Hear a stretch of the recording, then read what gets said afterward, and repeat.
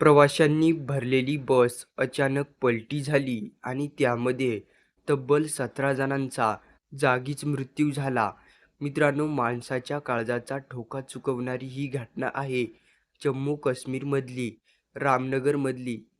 जेव्हा ही बस रामनगरच्या आजूबाजूच्या परिसरामध्ये डोंगराळ भागामध्ये होती. बस शांतपणे चालू होती. प्रवाशीसुद्धा आनंद लुटीत होते.